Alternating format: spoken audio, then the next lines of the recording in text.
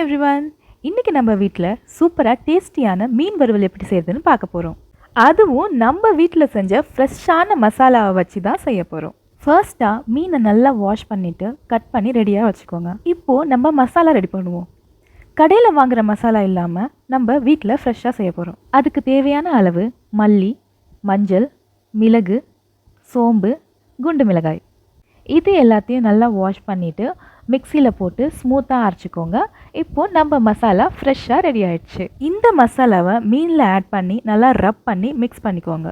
கொஞ்ச நேரம், அதாவது 10 or 15 minutes நல்லா ஊற வச்சிங்கன்னா நம்ம ஃப்ரை பண்ணுறப்போ இன்னும் டேஸ்ட்டாக இருக்கும்.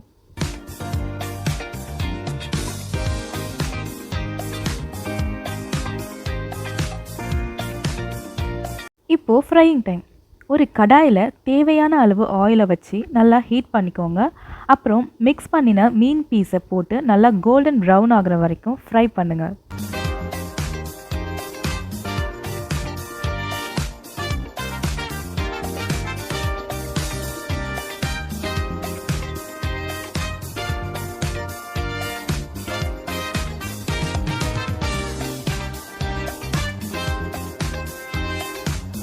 அவ்வளோதான், நம்ம அட்டகாசமான கிறிஸ்பியான ஜூஸி மீன் வறுவல் ரெடி ஆயிடுச்சு.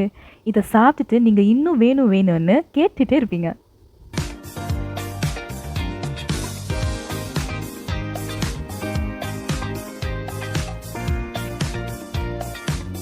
ஸோ இதுக்கு முன்னாடி நான் மீன் குழம்பு ரெசிபி எப்படி பண்ணுறதுன்னு போஸ்ட் பண்ணியிருக்கேன். நீங்கள் அம்மா சமையல்னு பிளேலிஸ்ட்டில் போய் செக் பண்ணுங்கள். தேங்க்யூ.